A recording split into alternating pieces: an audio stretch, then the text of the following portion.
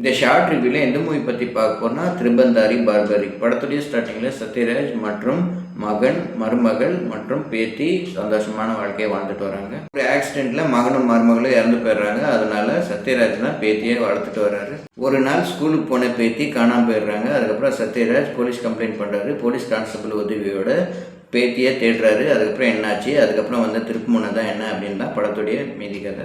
சத்யராஜோட acting screen presence படத்துக்கு பலம் சேர்க்குது. சத்யராஜ் அவருடைய ஓன் வாய்ஸில் டப்பிங் பண்ணல, வேறு யாராவது தான் டப்பிங் பண்ணியிருக்காங்க. அது செட்டே ஆகலை.